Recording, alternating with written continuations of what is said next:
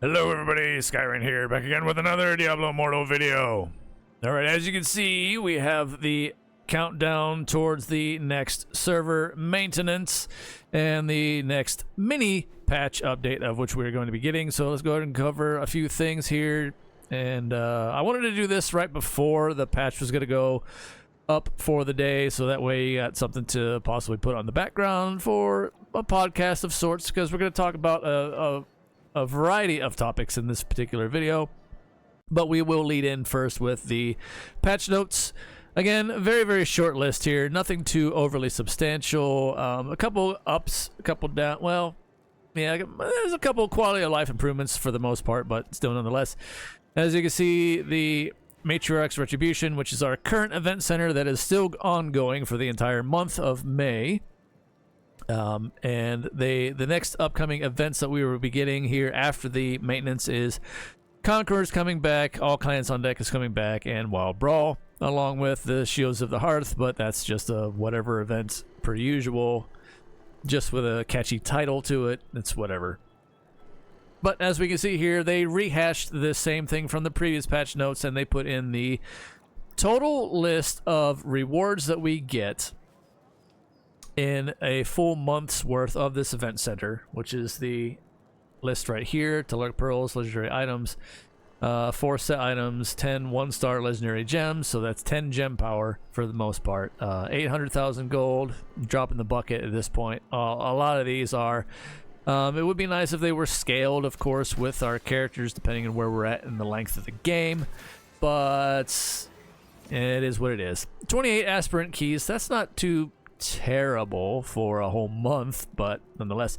And the 16 normal gems, that's a little bit on the light end as far as we're concerned at this point too. So, but anyway. All right.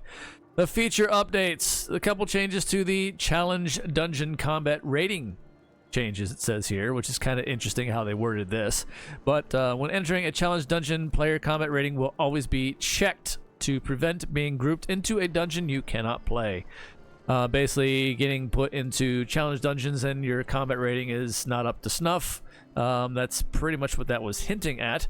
The developer's note here says, previously, if you were matched in a challenge dungeon within a zone, there's a chance that you could be placed in a group you did not qualify for. This change should fix any instances where this would happen. Remains to be seen. Remains to be seen. This is something that we'll just have to wait and see how it pans out, because it should have already happened this way to begin with, but nonetheless, here we are, right? So, yeah. Maybe it's a fix to one of their broken parts. Who knows? Whatever. Then there's the dungeon kick feature updates. You will now have the ability to kick other players from your party for the following reasons. Of course, which is AFK and inactive behavior. Well, that was kind of always somewhat there before, but more along the lines, I guess, of reporting. But now I guess this is going to be an option to kick.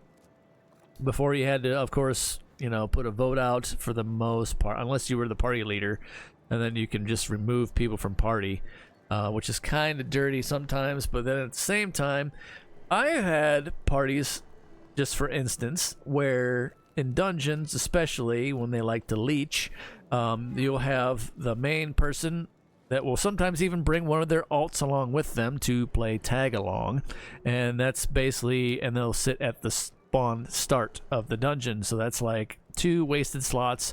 You are carrying, you know, 2 other players already, and then sometimes you'll have to carry a whole group of a whole party yourself, and that's when it really sucks. So yeah, this is kind of nice that this is being implemented to a more stern degree, I suppose. But on the flip side of that coin, on the flip side is, additionally, you cannot be kicked for being AFK if you're doing the first or second highest most damage in the party. So I guess if you throw down at the very beginning and hit things a bunch pretty much heavy and make sure that you're locked in, I suppose you might be all right, and then you can be like, hey, I got a phone call, hang on, I gotta step aside for a bit, that kind of thing, whatever. But other than that, this is kind of a weird thing, honestly. But I guess that sort of makes sense, instead of just kicking people left and right, you know, nonchalantly and for no good reason whatsoever. This kind of makes up for that. And then also, you cannot be kicked for hateful or inappropriate remarks if you have not spoken in chat at all. So there's that. Now that's a plus. That's in the upside column there, because it's kind of in a small microcosm example here. Them implementing this, the devs that is. That's a step in the right direction as far as false reportings go and that kind of thing. So that's nice in this regard. Now open that scope up even further to the, a much larger scale. This would open up a whole another can of worms, however, in that the false reportings against clans, clan names, individual players, that kind of thing that has been going on forever now in the game since its launch, of course, and abused time and time again, unrightfully so, in a lot of circumstances. Not all. A lot of them are very, very, pertinent, but in this, a lot of cases not. So it's kind of like double-edged sword in that regards. Obviously, that's a whole nother ball of wax, and it's a much larger issue. But this one, on the very smallest of scale, is a step in the right direction, I do believe, as far as that goes. So anyway, if they can handle the larger problem, of course, with the kind of same that they've done here, which would take a lot more effort that I'm sure they're not willing to put forth, but still, nonetheless, yeah, that's all I'm going to say about that, and because I can go around in circles on this, we can be here forever, so I'm going to stop now. All right, Spectral Allies and Infernal difficulty. This is a nice change, very nice change for people that just break into Infernal difficulty, and, well, actually, at this point in the game, now granted, we are probably going to have to get new difficulties soonish, so I don't know if there's still going to be, Inferno 7, 8, 9 on the way. I have no idea, just speculating, or if they're going to call it something else entirely. If that's the case, then the Spectral Allies being introduced into Inferno difficulty makes much more sense. So that might be a little prelude to what to expect going for the next difficulties that are introduced. They'll have to, who knows what they're going to call it, Nightmare, or who knows. But anyway, we had Nightmare at one point, didn't we? It's been forever. I don't even remember anymore. But anyway, yeah, I think we did. But anyway, so there's that. We're getting Spectral Allies now. On also another adjustment that I'd like to see into the game at some point, they are going to have to cave, and I do believe, I don't know when it may be. I'd like to see it fairly soon-ish. I'd like the Spectral Allies to count as other players, so that way we can do our daily party gem runs with Spectral Allies, right? You don't get your daily party gems with the Spectral Allies, unfortunately. Still, you have to have actual players, and that kind of is detrimental at times, especially for the up-and-coming players, for the newer players, and the ones that are still below Inferno difficulty. Because you're kind of hurting them in the long run of trying to get daily party gems in, because, well, most of us are at endgame and in Inferno difficulty, so you're not going to get very many parties together at any time remotely soon in those lower difficulties. So that's why I would like to see Spectral Allies count as other players, so that way, you kind of fix that little issue there. But I understand why, but it's just one of those things I'd like to see implemented at some point here relatively soon. All right, make it easier for no matter what time you're playing the game, no matter what time you're hopping on and off, get in, get out, get your stuff done. Sometimes, depending on your server population and what have you, and it's high traffic times, usually in the evenings.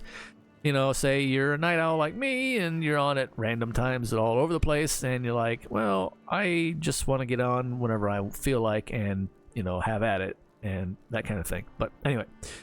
All right, Monster Essences at Castle Erebon. And it's not just Erebon, it's the Abyssal Verge, I think, has them in it as well. So, but I mean, that is one nice little implementation that they're going to get. What is this? This is a definite win column check mark here for this one. Nice little quality of life change. let's go ahead and hide this here. What that means is the Heraldric Altar, the bestiary of which we have to turn in our little monster essences, our little monster orbs.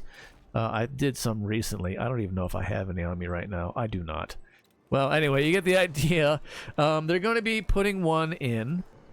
They're putting another one in here, next to Rick, right next to the Castle Airmont entrance and the Abyssal Verge. So this is very, very glorious, because so many oftentimes, whenever you were running parties, and Abyssal Verge in particular, of course, for your weekly party gems, well, your weekly normal gems, excuse me, not even party, but weekly gems in general, a lot of people would do Abyssal Verge and knock it all out in a group forever until everybody would be capped. But along the way, you would get monster orbs, or monster essences, and then you'd have to turn them in, and then you'd be like, hang on guys, I got orbs, I gotta go turn them in, and then you'd have to go and teleport all the way, as you can see here. I'm showing this in its long form, and then be like, hang on, I gotta turn these in, hang on, and then you walk all the way over to here, and then you have to wait for the channeling effect even on top of that, which is terrible enough too. But anyway, they're adding a second one in, which is nice. I honestly thought they should have just moved this one to there in general, but hey, if they're able to somehow code a second one in without breaking everything, then so be it. I'm all for it.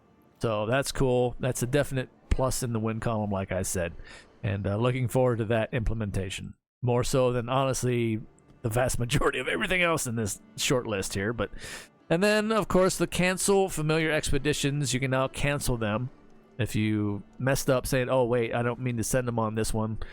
You're stuck as of still right now. But after the update, we will be able to say, oh, no, I don't want to send these ones out. I want to send them on this one instead, so on and so forth. So that's kind of nice.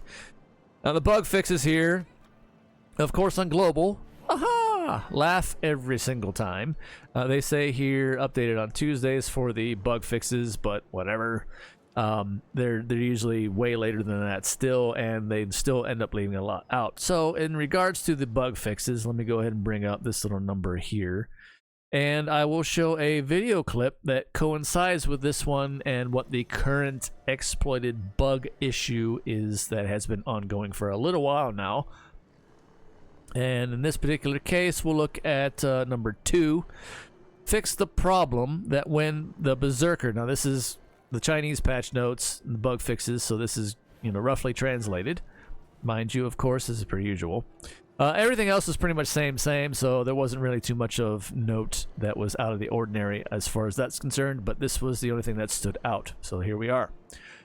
When the Berserker's legendary equipment, Berserker in this case is Blood Knight, let's see, Dangling Holy Grail, was paired with the legendary equipment, Imagine of Terror. So summoning stuff here. The Phantom the summons created by the shadowy figure use the sharp blade to attack, and the two blades split would also cause damage to the target body by mistake. So basically, this is akin to the Monk Twirlybird bug that we had on structures and towers and that kind of thing that would basically one-tap the stuff and destroy it. So I have a particular image. If you're not familiar with this already, I'm going to go ahead and show this, courtesy of Nidra. So, hey Nidra, if you happen to see this video, you're getting accredited here, so there you go. There you are. This is when the Diablo Immortal community Discord is where they posted this, so, you know, feel free to, you know, say what you want. It's a very short clip, so, but you can see this in action for what it is and why it's an issue. So they're on Blood Knight. This affects Alley of Blood. This affects Vigil of Blades because it's the same map format. Watch this. So they go invulnerable. They drop down the summons on the tower and watch the Sentry Tower's health just melt. There's one tower down. Onto the second tower here. Now, normally they get, you know, a damage resist if the Guardians are not there attacking it, but nope, because it's exploited and it's a bug and whatever else. And here's the Crystal Heart. Same deal here. There goes the summon and melted and over. So this affects Alley of Blood, Vigil of Blades, the Shadow Wars, of course, So all the things there. So you get to see that, and that's the exploited issue that is still ongoing. That supposedly in the Chinese patch notes is saying has been fixed. So we'll wait and see after the patch goes live how well that takes effect, right? We can only hope. We can only hope. Now, as far as I know, there's going to be Blood Knights up in arms about this because, you know, they've been nerfed into the ground and various things. There are still some out there that actually know what they're doing and make use of that class in various ways. So it's not, you know, not all complete doom and gloom when it comes to Blood Knight. There are some people that, you know what they're doing, as per any class, honestly, to varying degrees but you know, so that still holds true, unfortunately. But nonetheless, so there you go. I just want to put that all together in this little update of various things. And a little side note, I found a little bit funny over the weekend or what have you. Riker had put out a video for Diablo 4 and saying that, wouldn't believe saying this, that Diablo Immortal actually got better rewards and a better update as far as the crossover event is concerned compared to Diablo 4. Yeah, and then those of us who have been in Diablo Immortal for all this time are like, what do you mean? It's like all we got for the crossover was a dungeon with a boss in it, and that's all the dungeon was just a boss fight.